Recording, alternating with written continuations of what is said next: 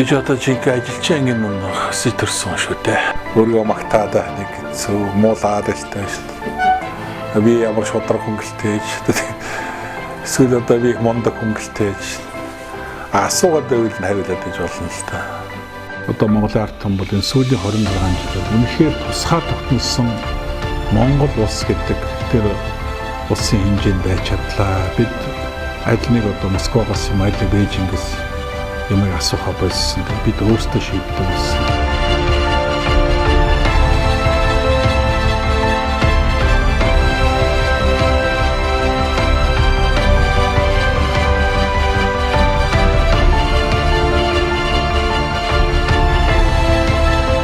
Магадгүй нэг хэсэг нь эрх мэдэл олон тушаалд хүрчээд мөнгөтэй болно. Тэгчээ сайхан амьдрын бодож байгаа бол тэр эндүүрлээ. Эхлээд өөрөө амьдралаа бий болох хэрэгтэй. Ард нь 1000 оны нэг төр хувьцаага тоолж болохгүй.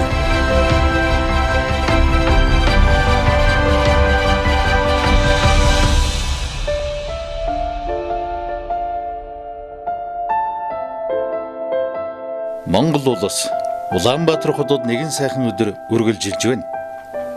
Хотын гудамжаар алхах мянган хүмүүс, тэдний мянган дотоод ертөнцид дундаас бид энэ удаагийнхаа нэвтрүүлгээр улсын их хурлын гишүүн, засгийн газрын гишүүн, хүн амын хөгжил нийгмийн хамгааллын сайд, Содном зумдын эрднийг онцлон түүний ертөнцид түүний амьдралыг таны өмнө дэлгэж байна. За яах вэ? За. Ер нь бага нас маань үйлдвэр кабинет өнгөрсөн. Манайх чинь цагааны нэг гэдэг одоо аптектэй байшин гэдэг байшинд байсан. Тэгэл 10 дугаар төгсөлтөө бол үйлдвэр кабинет одоо сурч хүмүүжиж тэнд л одоо хүн болсон доо. 6 дугаар төгссөн жилийн зуны амралтаас эхлээд үйлдвэрт ажил хийж байлаа шүү дээ. Ер нь миний үеийнхэн одоо үйлдвэрт ажиллах, зуны амралтаараа ажиллаж хувц формынхаа мөнгийг олдог. Одоо хэрэгцээ дуртай сонирхолтой хамаа ах мөнгөд тэнд хөдөлмөр хийж олдог юм л байсан дөө. Тэгээ самар ургацаа түүн тэрийгэ зарна. Тэр чинь бас тэр үе чинь нөгөө янз арилжааны амиа их хоройтой. Тэгээд үйлдвэрт толдвол ажиллана. Тэгэл хамгийн анх эсгийн хөтлөө үйлдвэрийн лавац гэж одоо холигч одоо ноос ялгас өдр одоо хойлдог эсгийн одоо их гол төгөө эд шүү дээ. Тэрийг лаваз машинаас одоо тэрийг зулах машин руу ноос зүүдэг ажиллаа хийж байлаа. За тэр үед ч хамгийн анхны цалин 200 орон төгрөг авчихсан юм аа. Тэр 200 орон төгрөг аваад хамгийн анхны одоо цалингаа би аав ичээрдээ очижсэн. Тэгэл аав нэг жоохон дурамжхан авчихсан. Тэгээд ажил төрөл инээ тэрээгээ тэр үйлдвэрийн аюулгүй, хөдөлмөрийн аюулгүй байдал гэж манай авч нэг тиймэрхүү юм жоохон тийм ном дүрм ярих дуртай тий. Тэгэл нэг одоо тухайд надад ягаад ч нэг жоохон урам хугараалтай. Тэгээд анхны цалингаа очихчоо тэрнээсээ би 25 төгрөгөөр билүүдээ анхны сакс бөмбөг авчихсан. Байрныхантайгаа тоглолоо. Бөмбөг ховор байсан шүү дээ. Эхтлүүрээс 25 төгрөгөөр бөмбөг авчихсан гэдэг. Өвдөө чи шалав явж байгаа юм. Ойрлох гол ингээд нээж ирээд нэмээд гусаа. Өрөн бүтэн төрүүлээд өгсөнтэй гэсэн. Дандаа хөл гарааг имдээж явдаг гэж таасгаад аваад. Тэгээд сүүлдээ ингээд унаал ард ээж ирэн чивэл босоо зогтоож байгаа юм. Ангийнхаа хүүхдийн дуртгий зүсэлжэстэй гэзэгтэй хүүхдийн араас нь ингээд тухтраад тэгээ одоо нэг бөө хилэн болно үсттэй. Би яагаачгүйгээд тэгээ сүлд нь яг одоо гэзгнээс нь тухтарчаар бас нэг эвгүй таарсан байлгүй. Нэг бас нэг тиймэрхүү хилэн болж илээсэн. Тэгэл тэр бодвол эцэг их нь бариулсан байлгүй. Тэгэл тэр чимээг болсон эмэгтэй хүүхдийг миний хүү битээдэж гэзүүснээс нь зулгааж байгаараа болдгүй юм шүү. Энэ дээрээ эмэгтэй хүүхдэд гэж гар хүрэх муу шүү гэд бас энэ хэлж өгнө. Тэгэл заал гэдэг хүүхэд юм болохоор бид нар чинь байнгын хөдөлгөөнтэй ямар ч нэг удаа хүүхдийн гэзгнээс татаж зулгааж нэг хэл ам хийж лээсэн. Янз юм болцоод юм дөө.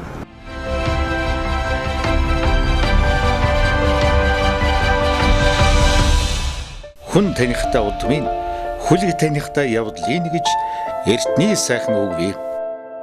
Соднон зундын эрдэнийн тухай ярихын тулд түүний аавын тухай дурдлаггүй өнгөрч хэрхэвч болохгүй. Дашнымын Соднон зундый бол Монголд сагсан бөмбөгийн спортыг анхлан хөгжүүлэгч дин түүчээ. Ууган спортын мастеруудын нэг төдийгүй Улаанбаатар хотын спорт хорог 25 жил даргалсан нийгмийн нэртэй зүтгэлтэн байлаа. Тэгээ аав маань 65 онд багшийн дэд сургуулийн биеийн дамир анги төгссөн. Төгсөөд хотын захиргаанд биеийн дамирын зааварлагч зохион байгуулагч хийж байгаа. Дараа нь анагаах хорон дэд сургуульд биеийн дамирын багшаар очсон. Тэгээд 15 жил анагаах хорон дэд сургууль багшилсан. Биеийн дамирын багш тэнх мэрэгчлэгчээр ажиллаж байгаад. Тэгээд 80 онд Улаанбаатар хотын спорт хондраар томилогдож тэндээ 24 жил тэтгэврт гартлаа ажилласан. Улсад нийтдээ 40 жил ажилласан. Ийм одоо хүн. Манай одоо хань бол хүүгээ бол тэр нэг зодод загнаад байхгүй. Ер нь харцаараа л өдөрдөн да. Тэгээд нэг босхгүй дандаа нэг сахилахгүйтаад бас нэг хил ам татлахаар чи тэгсэн гэлүү хөөгөл тэгэхээр өнөг чинь жоохон холмолцол тэгэл жоохон дэр чинь нэг л эвгүүл байгаа юм чинь түүнээс чи тэглээгээл үглээл дуулаад барьж авзуудаа хэм тийм байхгүй шүү дээ. Чи тэгсэн гэлүүгээл нэг муухай харчаар тэрэндүүл баг гэж нэг алгацснаас илүү юм болт юм шиг байгаа юм. Гэхдээ манай авч нэг тийм юу гэдэг хүн нь өөрөө их тийм харахад одоо тийм ширүүнд оромч юм шиг мөртлөө хүн өөрөө их тийм одоо зөөл сэтгэлтэй хин нэгэн одоо хүнд тус болохыг альва ирмэлцдэг ийм л хүн ер нь ах トゥ найз нөхөд одоо бүгд л аав маань төссөн торсон байдаг байсан тэр үед юм бол одоо юм болгонд аав маань явж идэг найз нөхдийнхөө чимэнд явж лээдэг хаамаагүй хүний төлөө явж лээдэг тийм л хүн байсан. Эцэг хүн гэдэг ямар их одоо нөмөр нөлөгтэй одоо уул хангаа шиг сайн түшигтэй байдгийг бол энэ амьдралдаа бас үзэж ойлгож өөрөө бас эцэг болсон ханаа бол бүр илүү ойлгоод юм байна лээ. Олон сайхан одоо хүүхдүүд ач зээтэй болоод өдийд одоо аав хүний гүйцэтгэх үүрэг ямар чухал байдаг юм бэ гэдгийг бас ойлгож мэдэрч явна. Аав маань одоо гол зорж ирсэн зүйл бол энэ нийслэлтоо спортыг хөгжүүлэх тэр дотроос сагсамгийн спортыг хөгжүүлэх чиглэлд бол өөрийнхөө ухамсарт бүхий л амьдралыг зориулсан юм хүн. Гэхдээ сүүлийн одоо нийслэлийн спорт хондрог багтаа дан ганц сакс гэдгүү ер нь бүх төрлийн спортыг одоо хөгжүүлэх жил бүрийн одоо улсын баяр наадмыг зохион байгуулах, баяр наадмын бэлтгэл ажлыг хангах гэдэг голдуу төр чиглэл рүү ажилладаг байсан. Тэгээд ер нь бол анхны аав маань ярьдаг зүйл болохоор ингээд олон улсын спорт уралдаан тэмцээнд Монголын дамирчид маань одоо оролцох тэр боломж нөхцөлийг одоо хангах хэлсэн материалыг баастай болох юмсан гэж маш их ярьдаг байсан. Миний одоо дотны ан Содон зундагийн маань нэрмжтэй үндэсний сагсан бөмбөгийн ордон байгуулагдаж байгаа явдал одоо үнэхээр туйлын их баяртай байна.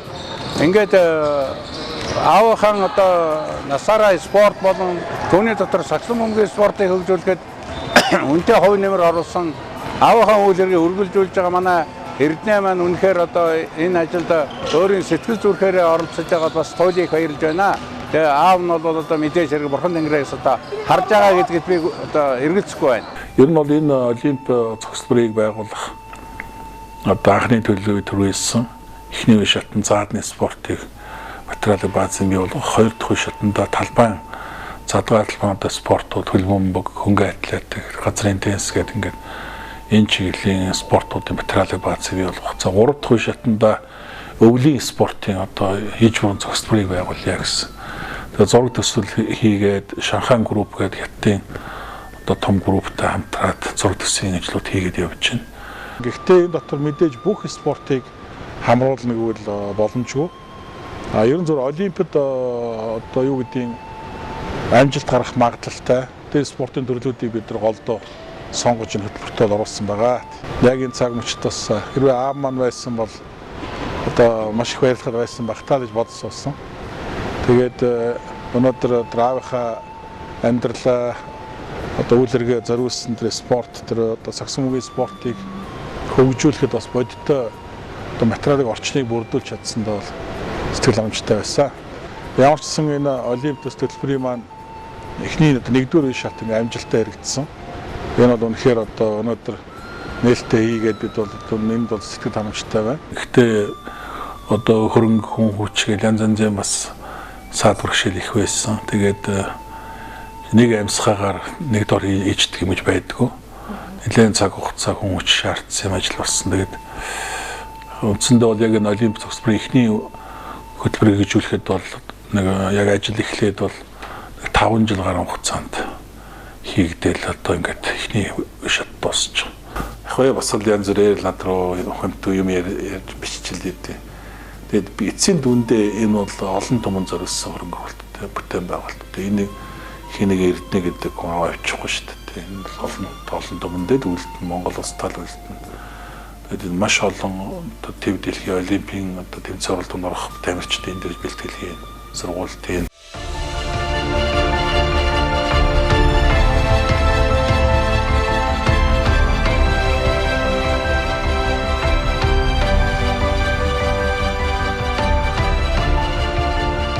тийм ээ.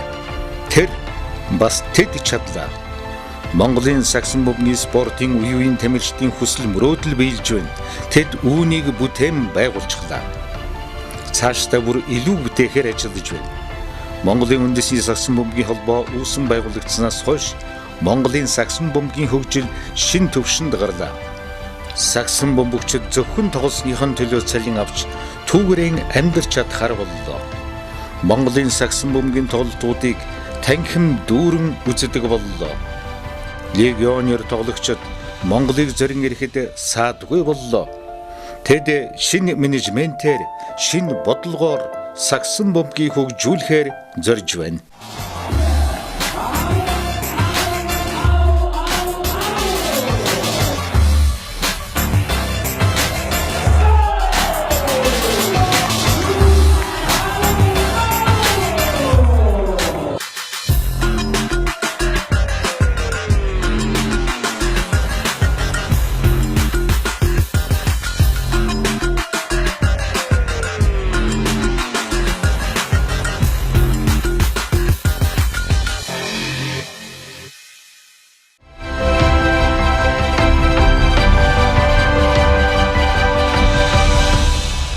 Аранга хайрхан сум бол манай аавын маань төрсөн нутаг.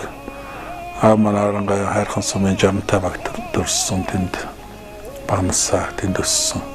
Би эдгээр хайрхан суманд төрж өсөөгүй ч гэсэн баг багтаа аав минь зуны амралтаар байнга дагуулж ирдэг. Тэгээд нутаг орноо хүзүүлж танилцуулж энэ одоо жарантай ам за тэгээд энэ хүнөө хануун гол энэ сайхан одоо уул усыг бас надад хэлж танилцуулж өгдөг байсан их баяртай байт юм аа. Тэгээд одоо багтаа хайрханд очиж очсоор байгаа л хайрханд бас ингээд энэ бол миний аавын нутаг сайхан нутаг гэдэг сэтгэл тоногшоод үлдсэн. Эзээ хаач гэсэн одоо ч гэсэн би бол хайрх явах дуртай. Манай хайрхан бол их сайхан баян гангаа гэдэг гой сайхан нутаг. Тэгээд аав маань хайрхан сумын дээр хайрхан уул гэж одоо нутгийн ард олон шүтдэг тахдаг уул гэдэг сайхан хангай хайрхан.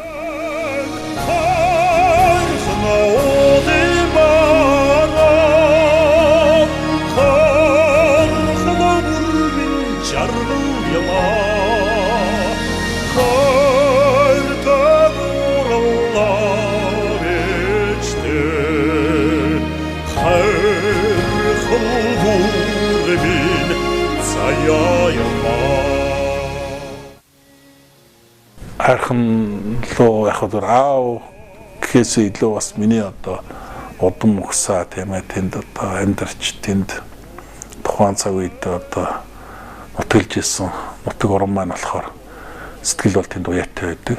Нутгийн зүйлийн даргын үед сэдж байгаа бодож байгаа ажлууд би нэгдүгээр хоёрдугаар хайрхан нутагтаа бас энэ өнгөрсөн хугацаанд зүгээр байгаагүй. Одоо нэлээдгүй хөрөнгө оруулалтыг бас тийш нь хийж бас аль болох л одоо хайрханд бүтээн байгуулалтын ажил хийчихсэн гэсэн бодолтой ажиллаж явж байгаа. Сумын одоо ард олноос зөвхөн одоо наадмалсан гэх биш, ер нь одоо сумын хүүхэд залуучууд сумын иргэд одоо спортоор хичээллэх, спортын олон одоо урлаг соёлын болон спортын олон арга хэмжээ зохион байгуулж байгаа тэр боломж нөхцөлийг олох үүднээс одоо стадиум буюу одоо цэнгэлтгийг бол барьж байгуулж ашиглалтанд хэлж өглөө. Энэ баярнаатын цэнгэл төрөлтөнг Молор хоолтонг за тэгээд Молор трейд компани за мөн одоо Содон зундагсны гэр бүлийнхэн одоо ивент хийж энэ цэнгэл төрөлтөнг барьж ашиглалтанд төлөвлөж өгч байгаамаа.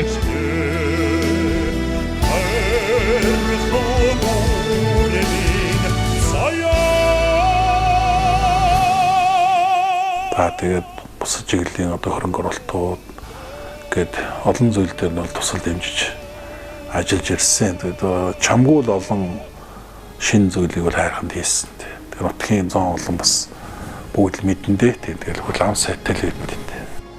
Тэгээд аав маань 2007 онд бурхан болоод би тэгээд аавдаа зориулж нутагт нь одоо нэг 3 сайхан соврог усхыг гэж дотроо бол анх бодсон. Тэгээд соврог усхоор хүний төрөл дээшилж их том буян болдог гэж сонссон. Тэгэл одоо нэг 4-5 жил одоо хөцөлж хийж 3 соврог усгасан. Анх одоо яг төрсөн газарт нь 60-таа хийд гэж том хийд байсан юм байна лээ. 2 хуйлгаан одоо 20 гавчтай 200 гаруй одоо лам уурахтай шашныг том төв байсан юм лээ. Тэгээд тэнд нь одоо бас анхны суурыг уссан. Дараа нь тэр хайрхны одоо тахилгатай тэр хайрхан уулын гэрт нутгийн одоо үд хөшөлт зориулсан 2 дахь суурыг уссан. 3 дахь суургийн тэр сумын төв дээр нутгийн зоон олондоо ер нь одоо Монгол томдоо зориулсан 3 дахь том суурыг уссан гэдэг. Тэгээ энэ 3 бол одоо хавда зориулсан буйны л одоо үйл юм да.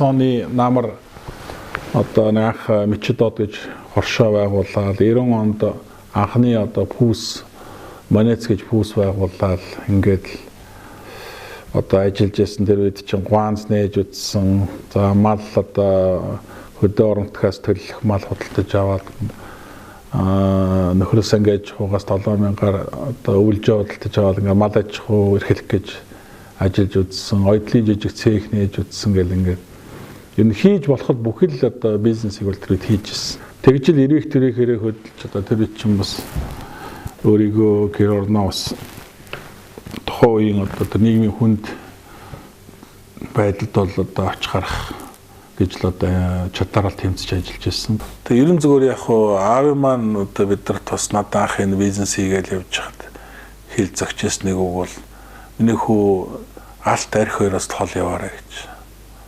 загтдаг байсан. Тэгэл би ч яг тэр дагуу ерөөсөө ямар нэгэн уул уурхай ашт малтмал одоо алт мөнгөтэй холбоотой бизнес рүү ерөөсөө ороогүй. Өнөөдөр манай одоо ээжийн манай хүүхдүүд авчаа компани бол одоо 25 жил тасралтгүй ажиллагаа явуулсан компани. Тэгээд өнөөдрийн одоо энэ компани маань явуулж байгаа үйл ажиллагаа бол хүнд гайхуулаад тахаар одоо том компаниудтай адилхан гайхуулаад тах зүйл байхгүй. Үндсэндээ одоо гол бизнес бол барилгын одоо компани үйл ажиллагаа явуулж байна. Барилгын жижиг үйлдвэрлэлийн үйл ажиллагаа явуулж байна. За тэгээд нийгмийн чиглэлийн одоо үйл ажиллагаа явуулж байгаа. Сургууль, цэцэрлэг, хамтын амралт гэдэг. Иймэрхүү л одоо үйл ажиллагаатай явж ирсэн. Тэгээд бусдаас гуугаад байдгүй. Анх бусдаас илүү гараад нэг одоо гайхуулаад байх юм байхгүй. Ийм л компани. Тэгээд өнөөдөр одоо 250-д ажилтнтай. Тэгээ нийгмийн татвар, хүмүүийн орлогын татвар бүх юм цаг тухайд нь төлөөл явдаг. Ийм л одоо газар тэгээд яг сургууль маань их сайн явдаг. Одоо нийслэл дүүргийн 3 удаагийн тэргүүний сургууль бол жишээл орсон. Ер нь бол иргэд олон том мэддэг болцсон сургууль л да. 90 оны одоо 2 сарын сүүл юм да 3 сар ихэрч байна. Багнуурын одоо Монголын ардсан намын анхны зохион байгуулагдсан. За энэ хурал дээр одоо тухайн үед очиржов одоо сүүл Туркид элчин сайд байсан да очиржов. Одоо нийслэлийн секретар Батүл нар ирж тэр хуралдыг бол удирдах оролцсон. За тэгээд тэр хурал дээрээс бол анхны хуралдаанд бол бараг 500-600 хүн уур хачин соёлын ордон битүү байсан. Тэгээд тэр хуралдаанд оролцоо. Тэгээд тэр хуралдаанаас бол одоо Багнуурын Монголын ардсан намын хорооны одоо даргаар намайг одоо шууд сонгож томилсон. Ингээд Багнуурын одоо Монголын ардсан намын даргаар хамгийн анх одоо томилогдож одоо тэндээс намын одоо даргын үүрэгтэй ажлыг бол гүйцэтгэж эхэлсэн. За 4 сард бол Монголын ардсан намын анх тойрог хурал оролдож Монголд одоо улс төрийн одоо 2 дахь том хүчин тийм ээ анхны одоо олон намын тогтолцоо бий болгосон нам төрснөө бол зарлж ирсэн. Ийм түүхэн одоо үйл явдлууд болсон. За тухайн Орионы одоо намын болон эвлэлийн одоо байгууллагын удирдлага даргууд дараа нь одоо бидний дуудаж эвлэлийн одоо ажилтнууд тийм ээ ер нь идэвхтнүүдэд бүгдээрэнд нь үүрэг даалгавар өгч энэ одоо юу гэдэг янз янзын ухаал хуудас тарааж нааж байгаа этгээдүүдийг олж илрүүлэх таслан зогсоох үүрэг өгчээсэн. Тэгээд тэр дунд үүрэг аваад гарч ирсэн. Тэгэл өөрөө тэрийг бас наагаад ингээл явж ирсэн.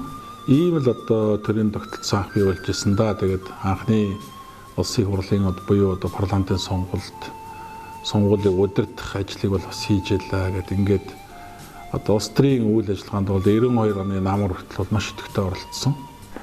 Тэгээд сүүлд 92 оноос би 95 оны хүртэл 3 жил гаруй хугацаанд Германаас машин зөөсөн. Миний одоо бизнесийн гол одоо их үүсвэр суурь тэнд л тавигдсан доо.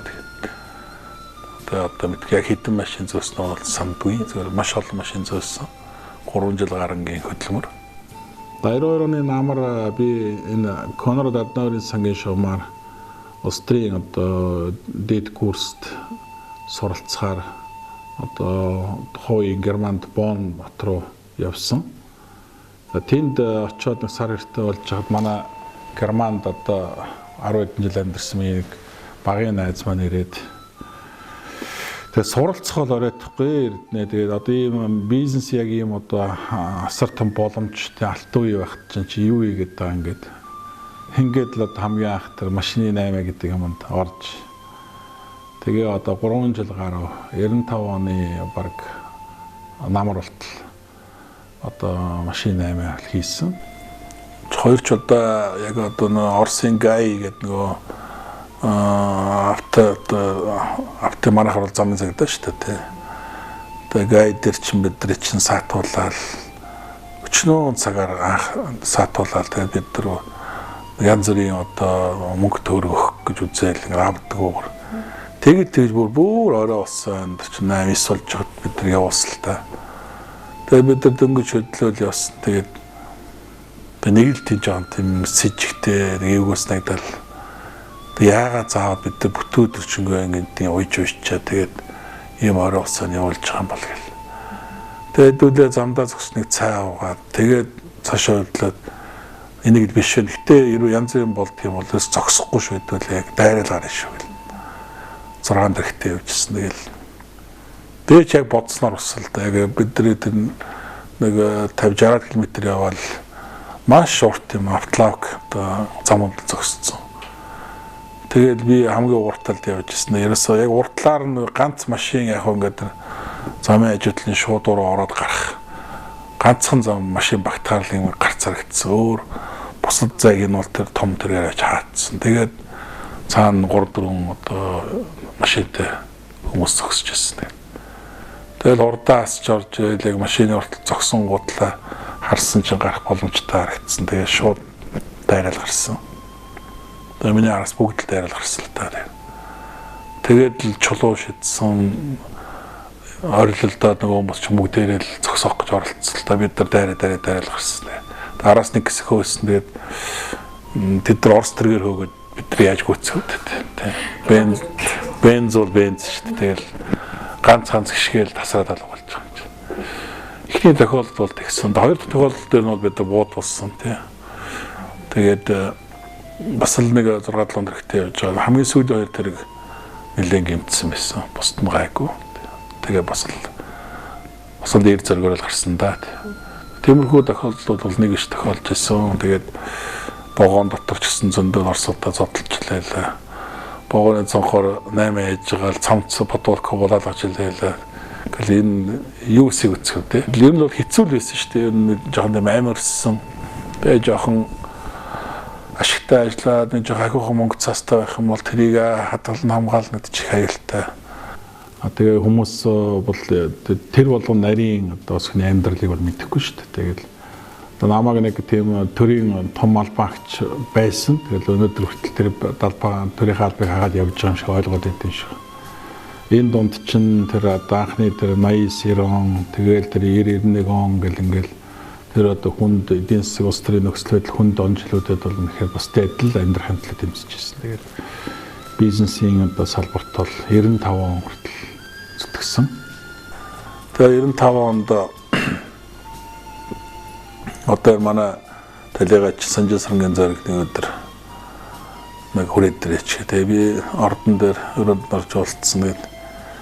Тэгээ одоо чи ингээл бизнес гэж яваад байгаа. Одоо болоо үсттэй өчнөө олон жил чи одоо 8 хил одоо намын ажиллагаа оролцооч гэж. Тэгээд би 95 онд энэ Баянгол дүүргийн намын орооны хурал болох гэж чинь хуралд орж тэр одоо дүүргийн намын дараагаар ажиллаад яасан гэсэн санал тавьсан. Тэгээ 95 оны одоо намар Баянгол дүүргийн ардс намын дараагаар сонгогдож ингээд улс төрийн ажилд бол иргэд төцөлтгөл орсон л доо 3 удаагийн хурал болж иж би сонгогдчихсэн. Нэлийн шүлтэртэйсэн. Тий одоо эхний удаа 60 доор сонгогдоод атсан. Тэр үед ч одоо намын гинсэгч манай Батүл орон нутгийн яриац намын нэрвчгийн дараа нь одоо төвдөнд орж ирсэн тэгэл мэдхгүй ямар шалтгаан байсан мэдхгүй өчөнгөө урлаад гэсэн. Тэгэл 2 дахь удаа уралдсан. 70 доор сонгогдоод гарсан. Бас л одоо өчөнгөө дөрөв зөрчсөн байна л гэсэн. Тэгэл 3 дахь удаагийн уралд ороод би бодчихсон. За энэ удаа тэр болдох юм бол болий дөө шивралтай биш. 8 арилж байгаа яг явъя гэсэн бодогдчихсэн. Тэгэл баруун 80 доор гарсан баха. Тэгээ 3 дахь удаа тэр нөлөөнд зөвшөөрөд ингээд албасаа дүүргийн намын дараа болж. Тэгээ 96 онд яг жилийн дараа дүүргийн стагаар сонгогдод амьлагдчихсан. Ингээд одоо 96-аас 2000 онд бол Баянгол дүүргийн стагаар ажилласан.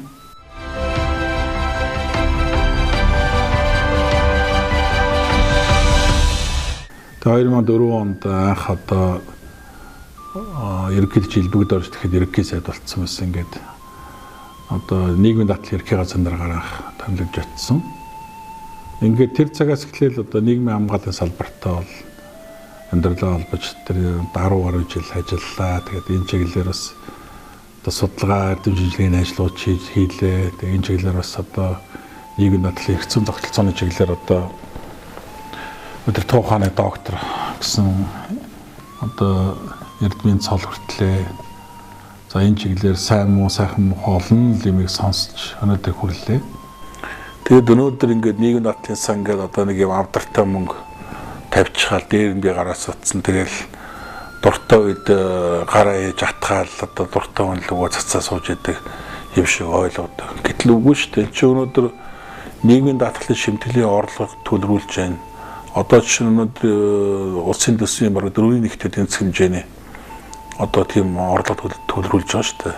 Энэ чинь 1.5 их найд орчим төгрөгийн одоо шимтгэл цуглуулж байна. Эргүүлээд тэрнээс одоо илүү 1.6 их найд орчим төгрөгийн тэтгэвэр тэтгэмж тийм үйлчлэгээ үзүүлж байна нийгэмд тийм. Зөвхөн тэтгэвэр тэгэхэд 1.1 их найд төгрөг олгож байгаа шүү дээ. Тэгээ энэ бүх мөнгөнд жишээ нь одоо миний оролцоо бол ерөөсөй байхгүй. Би одоо юу гэдгийг нийгмийн даатгалын сантай холбоотой, нийгмийн даатгалын ямар нэгэн гүйлгээтэй холбоотой би нэг ч одоо цаасан дээр гараас зурдгүй. Тэ. Оролцдоггүй тийм ээ.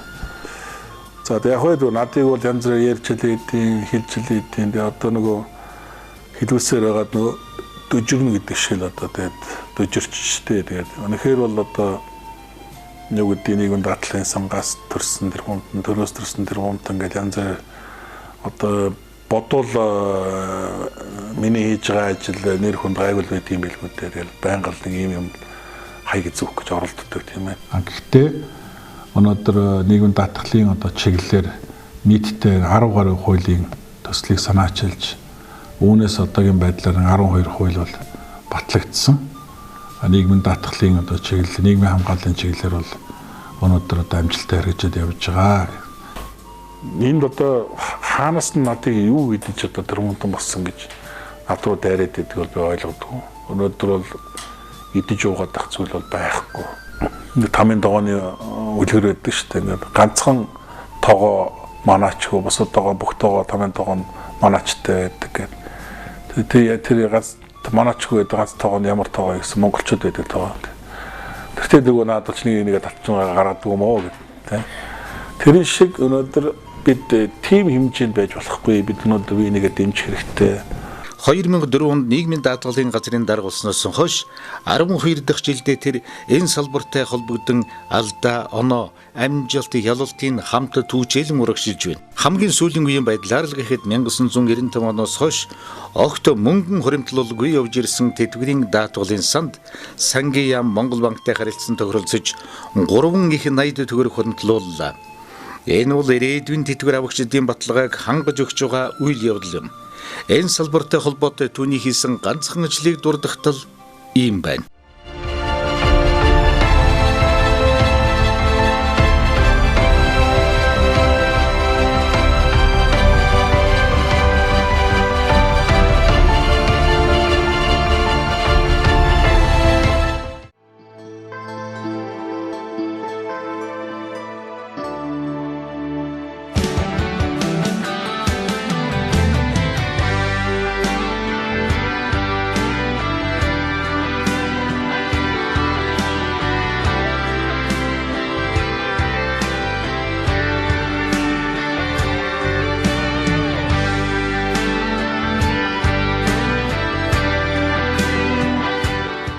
Содон зундын Эрдэнэ улсын их хурлын гишүүнээр 8 жил ажиллах ёстой байсан боловч улс төрийн хэлмэгдүүлэлтийн шалтгааны улмаас тангаргаан өргөж чадлагүй нэгэн оныг үдэж ердөө 7 дахь жилдээ ажиллаж байгаа билээ. Түүнийг муулах гол шалтгаануудын нэг нь Баянгол дүүрэг. Эрдэнэ Баянголд хэтэрхий их мөнгө зарцуулж байна. Эрдэнэ Баянголын хол ахмадуудыг амрааж байна. Баянголд Эрдэнэ үеийн алгаа гэдэл түүний тухай мэдээллүүд үргэлжилнэ. Тийм ээ. Түүний нэр Баянголтой үргэлж холбогддог. Ягаад гэвэл тэр төрийн түшээ хүний хувьд сонгогдсон тойргон сонгогчдоо мартаагүй юм. Түүний ажилласан 7 жилд Баянгол дүүргийн гэр хороолол 100% гэрэл түлхтэй болсон. Бүхэл хороо гудамжуудыг хянах 24 цагийн телекамерын систем суурилуулсан. Эрүүл мэндийн шин төв баригдсан. Уулзвар гэрэлэн дохионууд шинчилэгдэж, төгжрэл буурсан, шин гүр баригдсан, цагдаагийн шинэ байртай болсон гэд цаашаа дурдвал үзэгч таныг чилээсэн хэрэг болох үзье. Нэгэн сонгогчийн манай гишүүн зарим хүний 24 жил их хуралд суугаад хийгээгүй ажлыг энэ 7 жилд хийлээдэ гэсэн сэтгэлдэл түүний хийсэн ажлыг тодорхойлоход хангалттай.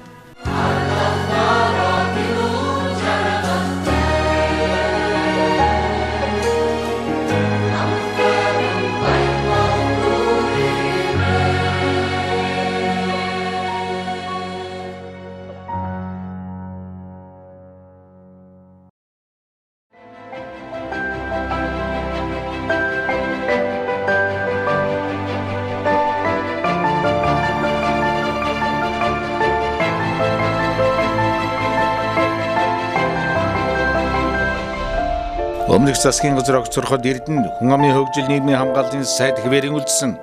Энэ үеэс л эхлэн мөн л түүн рүү элдв үгс чулуудж эхэлсэн.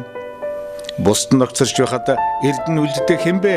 эрднэр оролдож чадахгүй болохоор хэвээр нь үлдээлээ гэвчлэн үгс хаяа дуулдаж байсан ч тэгсгээд намжсан. Сэтгүүлч миний хувьд ийм үгс дахин дуулдаагүйг үнэнд үгүйсгдсэн хэрэгэ гэж бодож байна. Үзэгч та нэг бодоод үзээрэй. Яг өнөөдрийн байдлаар энэ салбарыг түүнээс өөр хэн сайн мэдэх вэ? Түүнээс өөр хэн энэ салбарын гүнд нь ажиллаж чадах вэ? Тийм ээ.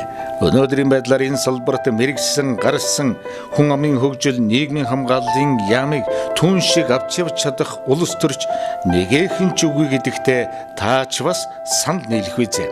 Эрдэнэ одоогоор энэ салбартай амьдралаа холбоод нэгэнтээ 12 жилийг өнгөрөөжээ. Тийм ч учраас эрдэнийн санаачилсан, батлуулсан хуйлуудч энэ салбарын болохгүйг засах дутуу гүнөхийн төлөө байдгийг. Тухайлбал эрдэнийн санаачилсан ажилласан жил тэтгэврийн даатгалын шимтгэлийг нөхөн тоосох тухай хууль хэрэгжиж эхэлснээр 1990-2000 оны ороо бусга нийгмийн үед нийгмийн даатгалын төлж чадаагүй иргэд нөхөн тооцоолж олон хүн тэтгэвртэй болж үлдсэн хэсэг нь цаашид тэтгэвэр авах боломжтой боллоо. Би чинь үндсэндээ 90 оноос одоо хүртэл 22 жил бол ажил хийсэн хүн байхгүй юу? Бурхан ч юм байгаа энэ бурхан бүтээдэг хүн байгаа. Тэгтэл одоо тэрийг маань ерөөсө тооцох ямар ч юу байхгүй. Би өөрөө яг тухайд хүүхэд гаргаж байсан. Хүүхэд гаргачаад тэрнээс хойш амьдралын төлөө 2000 он хүртэл одоо ямар ч байсан би нэг хаа үрд ингэж гүйж явсан. Нэг бол 90-95 оны таны ажилласан жил одоо 5 жилээр нэмэгдэж тооцогдно. Дээр нь та 95-аас 2000 оны хоорондох одоо нийгмийн даатгалын шимтгэлээ өөрөө төлөх 10% төлөөд тэгээ тооцоод үзэхэд 5 жилийн нийт төлөх ёстой төлбөр нэг 87 мянга орчим төгрөг болж ирлээ. Таны ажилласан шимтгэл өссөн жил дээр ингээд энэ 5-10 жил нэмэгдэхээр та бол бүрэн тэтгэвэр тогтоох хэрэгтэй болно. Ийм боломж танд бол байгаа. Ийм одоо сая шахуу иргэн байгаа. Шимтгэл өссөн жил нь дутсан. Харьяа одоо аймаг дүүргийнхээ нийгмийн даатгалын хэлцэд өргөдөл гаргаад ингээд энэ одоо жилээ нөхөн тооцоолох, шимтгэлээ нөхөн төлөөд тооцоолох ийм боломжууд бүрдэх юм аа. Мөн ахмадууд ханы жилийн алдасны дараа сэтгэл санааны цочрлоос гадна хоёр хүний тэтгэврээр амьдарч байсан гэр бүл нэг хүний тэтгэврээр амжиргаагаан залгуулах хэрэгтэй болдог учраас эдийн засгийн хүнд дарамттай учирдаг.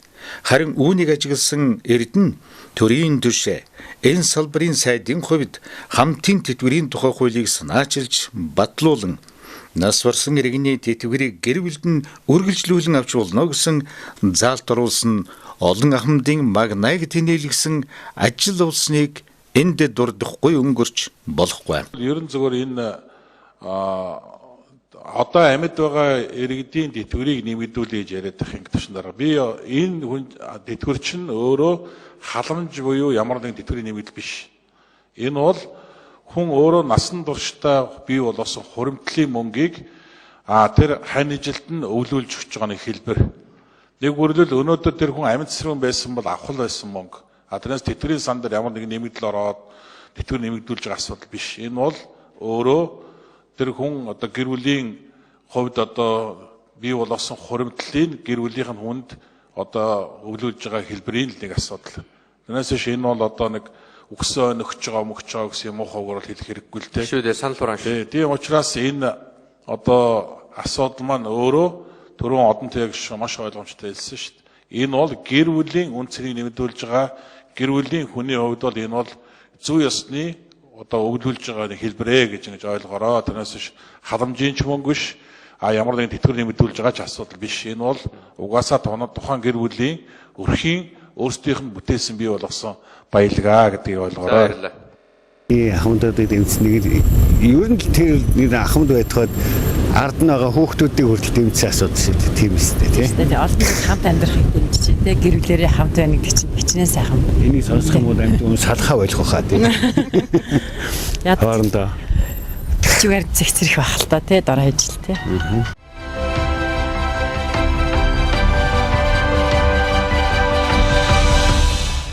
Бидэнд өнөөдөр алдаж болохгүй хамгийн чухал асуудал бол улс орныхоо тусгаар тогтнол эрхчлөөг алдаж болохгүй. Энэ бол бидэнд дахиж хязгаарч олдохгүй ийм том боломж юм аа. Тийм учраас энэ арчлалын үр дүнд бий болсон, арчлалын үр дүнд олж авсан энэ тусгаар тогтнолоо бид хайрлаж явах хэрэгтэй юм аа.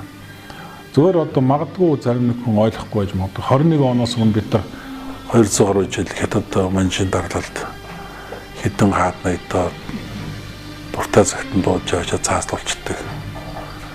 Алан говчуур тэдний даманд орсон тоогоор алан говчуураа төлдөг байсан. Сүүлийн 70 жил одоо цаа тогтнолоо болоод сайхан одоо би дасуус олчлоо гэсэн чинь андуураад тэгээд мөн л одоо 6 эргийн сайдаа 7800-аад одоо устарчтай хүний нутагт цааслуулж тийм ээ яранлуул томлуулж үндэсний өв соёл бичиг соёл одоо бүх юм ал тавиад утсан шүү дээ юм бол энэ бол тусгай тогтмол улс гэдэг утгаараа биш энэ бол хагас колон буюу одоо коминтерны дарлалд байсны нотлогоо нэг бол Монгол орнд геноцид тийм ээ одоо аймаг устгах бодлогыг хэрэгжүүлчихсэн тийм. Тэгэхээр энэ бол өнөөдөр бид бол сүүлийн 70-80 жил мөн тусгай улс байж чадаагүй маа бид бол зүгээр одоо тухайн үеийн коммунизмын лагерыг нэг эдис болж ирсэн тийм. 89 он 90 онд бол анх удаа Монгол орн энэ арчлын үр шимэн арчсан хувьсгалын одоо үр дүнд жинхэнэ тусгай тогтнол олж авсан юм шүү. Энэ бол арчилсан үндсэн хууль батлагдсанаар Монгол орн бол үнэхээр тусгай тогтносон улс гэдгээ баталж чадсан, дэлхийг зарлж чадсан. Өнөөдөр дэлхийд бид нар нэгдсэн үндэсний байгууллага дээр ч тэр олон улсын одоо бүс ТV-ийн байгууллагууд дээр ч тэр Монгол улс өөрийн байр суурийг чөлөөтэй илэрхийлдэг болсон. Гэхдээ Монгол төмнийг өнөөдөр хүртэл энэ одоо хинээс ч одоо хараад бусаар бас бидасан байдлаар амьдраад явах боломж их юм олгосон юм бээр өвдөж сүрүүлдэгсэн. Энэ одоо уламжлалт мал аж ахуй тий энэ уламжлалт байгалийн одоо энэ хөрсөн дээр ийл байгаа баялаг энэ бүх зүйлийг бид зөв зөвхөстэй ашиглаж чадаад жинхэнэ одоо орчин үеийн дээр арга технологийн одоо зөв нэвтрүүлээд ингээд ажиллаад амьдрах явах юм бол цөөхөн монголчууд бол заавал газар авах шаардлага байхгүй.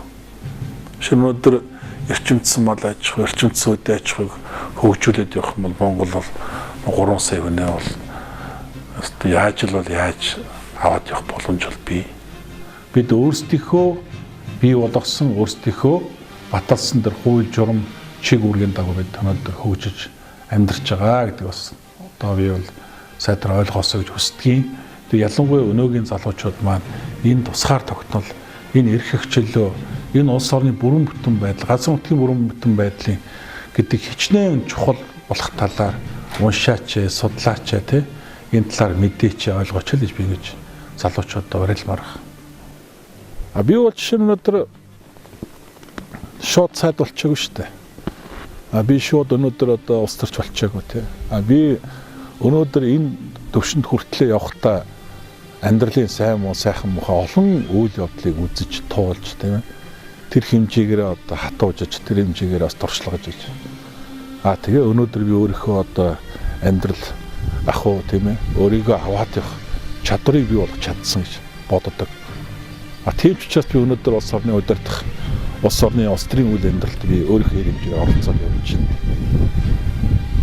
Надад өнөөдөр жишээ нь би энэ одоо өнөөдрийн надад байгаа их мэдл алтан тушаалыг ашиглаад өөрийнхөө хувийн амьдрал ямар нэгэн одоо ашигтай зүйл хийгээд яваад байх. Нэгдүгээр сонирхолж алах, хоёрдугаар шаардлагач алах. Би өнөөдөр харин улс орныхоо өмнө хүлээсэн үүргээ нэр төртөг биелүүлэхин төлөө өөрийнхөө чадахгүйг хийгээд явж байгаа. Энэ төвшөнд хүрэхэд надад амар байгаагүй. Гэхдээ энэ төвшөнд хүрэх хэмжээнд би бэлтгэж чадсан да. Би одоо өөрийнхөө амьдралаа бахархаж байна. Аавыгаан даган хөдөө үхэр тэрэг хөдлөж явсан хүү Монгол хүн Монголын үнэт эрдэнэ хэмээн тунхаглаж үйл хэрэгэн үргэлжлүүлсээр явна. Тэр хийж, тэр бүтээж, тэр түүчээсээр байна.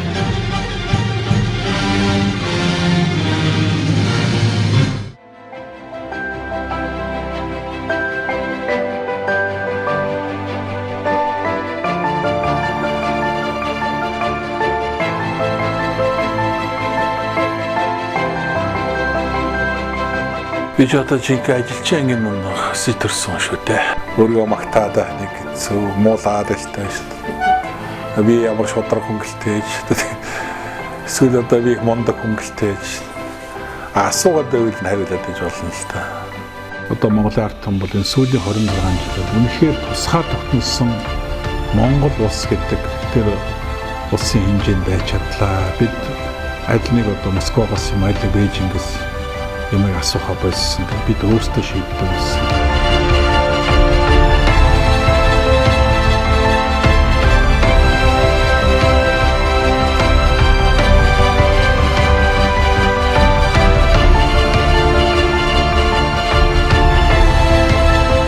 Магадгүй нэг хэсэг нь эрх мэдэл албан тушаалд хүрчээд мөнгөтэй болно. Тэгчээ сайхан амьдрын бодож байгаа тэр эндүүрлээ. Эхлээд өөрөө амьдралаа бий болгох хэрэгтэй. Ард нь 1000 хүний нэг төр хувьцаагаар тоолж болохгүй.